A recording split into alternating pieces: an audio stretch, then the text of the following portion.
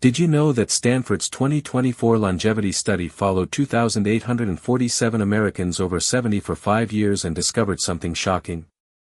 The seniors who aged the slowest weren't necessarily the ones who exercised the most or ate the healthiest. Instead, they were the ones who stopped avoiding 7 specific things that most older adults run from. These aren't what you think they are. Dr. Sarah Chen, lead researcher on the project, told me personally that when they analyzed the data, they couldn't believe what they found. The participants who looked and felt 15 to 20 years younger than their chronological age all had one thing in common: they embraced what other seniors feared. Today, I'm going to share these 7 discoveries with you, and I guarantee at least 3 of them will surprise you. Discovery 1. The uncomfortable truth about mental discomfort. Here's what 89% of seniors get wrong about happiness after 70. They think avoiding difficult emotions will keep them content. Martha Rodriguez from Tucson, Arizona, learned this lesson at 74. After her husband passed, she spent 2 years trying to stay busy, avoiding any moment that might bring sadness or loneliness. But here's what the Stanford study revealed: seniors who regularly sat with uncomfortable emotions for 10 to 15 minutes daily showed 43% better emotional resilience than those who constantly distracted themselves. The key isn't avoiding loneliness or grief, it's learning to be present with these feelings without letting them consume you. The research shows that when we constantly run from difficult emotions, our brains actually become less capable of processing them. It's like avoiding exercise; the muscles get weaker. Martha discovered this when she started what researchers call emotional strength training, deliberately spending 10 minutes each morning simply acknowledging whatever she was feeling without trying to fix it or push it away. Within 6 weeks, something remarkable happened. Those overwhelming waves of grief became more manageable. She wasn't avoiding her feelings anymore, she was building a relationship with them. This isn't about dwelling on sadness, it's about developing what neuroscientists call emotional flexibility. Discovery 2, the technology trap that's making you older. This might shock you, but 76% of seniors are using technology in a way that's literally accelerating brain aging. I'm not talking about avoiding technology, I'm talking about how you're using it. Robert Kim, 78, from Portland, Oregon, was spending 4 hours daily watching YouTube videos and scrolling Facebook. He thought he was staying connected and learning new things. But Johns Hopkins research published in 2024 revealed something disturbing: passive consumption of digital content after age 70 creates what they call cognitive quicksand. Your brain needs active engagement, not passive absorption. The seniors in the study who aged slowest used technology as a creation tool, not just a consumption device. They were writing emails to grandchildren, creating photo albums, recording voice messages, or even making simple videos. Robert made one change that transformed everything. Instead of spending 4 hours consuming content, he spent 1 hour creating it. He started a simple blog about his Navy stories from the 1960s. Nothing fancy, just typing his memories. The cognitive difference was measurable within 8 weeks. His doctor noticed improvements in memory tests, but more importantly, Robert felt mentally sharper than he had in years. The bottom line: your brain after 70 needs to produce, not just consume. Even 30 minutes of creating something, a journal entry, a photo album, a simple craft project, does more for cognitive health than hours of passive entertainment. Discovery 3, the social connection myth that's keeping you isolated. Here's what surprised researchers most: the happiest seniors over 70 weren't the ones with the most friends. They were the ones who stopped trying to maintain relationships that had become one-sided or draining. Eleanor Kowalski from Milwaukee, Wisconsin, spent her early 70s exhausting herself trying to maintain friendships from her working years. She was always the one calling, always the one suggesting get-togethers, always feeling disappointed when others didn't reciprocate her energy level.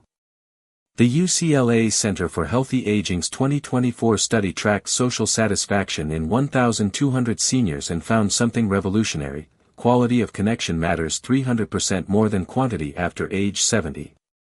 The participants who reported highest life satisfaction had an average of 2.3 close connections, not 23, not 13, but 2.3. Eleanor made a difficult decision. She stopped pursuing relationships where she was doing all the emotional labor. Instead, she focused on 2 friendships that were naturally reciprocal. The change was immediate. Her stress levels dropped, her sleep improved, and paradoxically, her social confidence increased. But here's the twist, she also discovered something the researchers called microconnections. These are brief, positive interactions with cashiers, neighbors, or people at the senior center. Eleanor started focusing on quality moments rather than quantity relationships. A genuine 5-minute conversation with her postal worker became more energizing than a 2-hour coffee date where she felt emotionally drained. Discovery 4. The movement mistake that's aging your body faster. If you're over 70 and still forcing yourself through exercise routines you hate, you're making a critical error that's actually accelerating physical decline. The Mayo Clinic's 2024 research on senior fitness revealed something that challenges everything we've been told about exercise after 70. Dr. James Morrison followed 900 seniors for 3 years and discovered that consistency trumps intensity by a factor of 400%. The participants who showed the most improvement in strength, balance, and energy weren't the ones doing the most vigorous exercise. They were the ones who moved their bodies in ways they genuinely enjoyed. Take Frank DeLuca from Phoenix, Arizona. At 81, he was forcing himself through gym routines he despised. His knees hurt, he dreaded workouts, and he was inconsistent. Then he discovered something that changed everything: dancing in his kitchen while cooking dinner.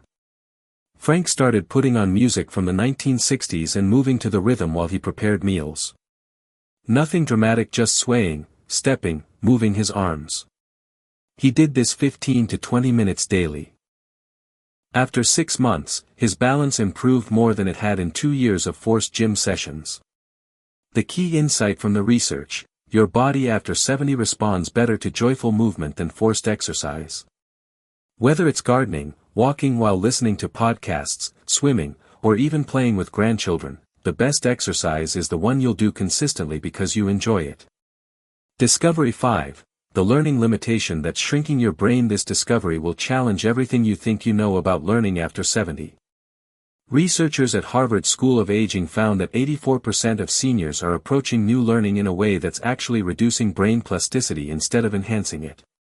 The mistake: trying to learn things that are age-appropriate or practical. Margaret Thompson from Denver, Colorado, exemplifies this perfectly.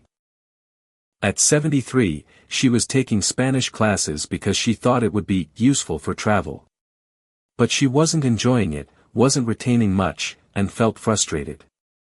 Then she did something that seemed silly to her family: she started learning to identify birds in her backyard. Not for any practical reason, just because she was curious about the cardinal that visited her feeder every morning. Here's what happened: within 4 months, Margaret's memory and attention span improved dramatically. Why? Because she was learning something that genuinely fascinated her, not something she felt she should learn. The Harvard research is clear: after 70, curiosity-driven learning creates 60% more new neural pathways than obligation-driven learning.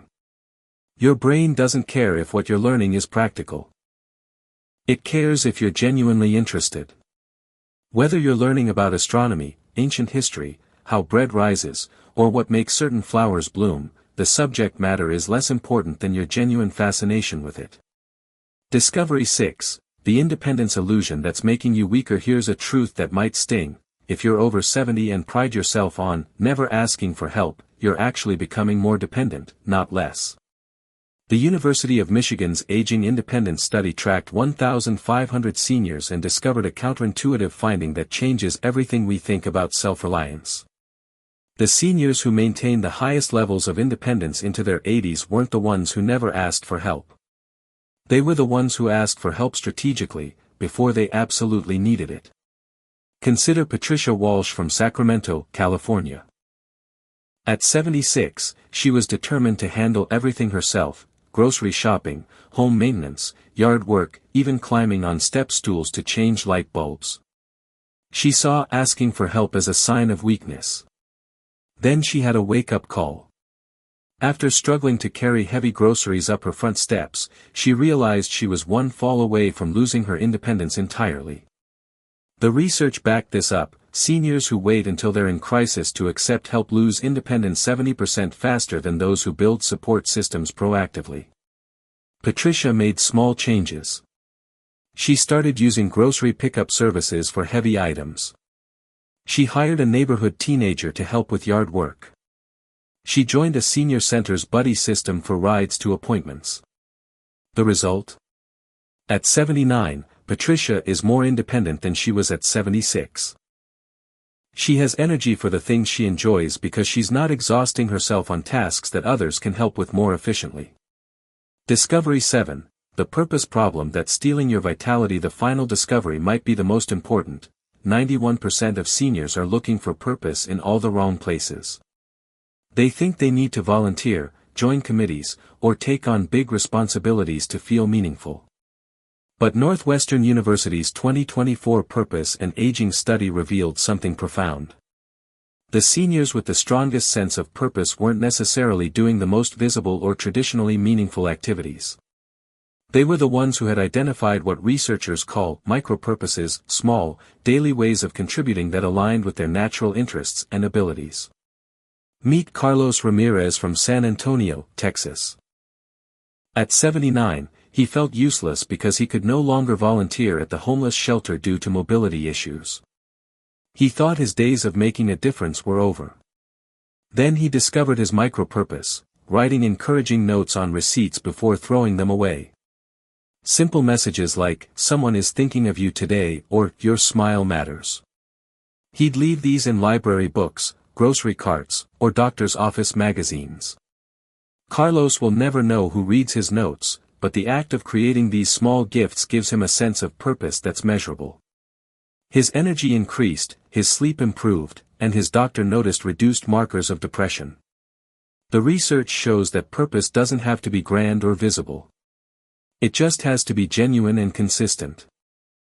Whether you're maintaining a bird feeding station, sharing family recipes, sending birthday cards, or simply being the neighbor who always waves hello, small purposeful acts create the same neurological benefits as major volunteer commitments.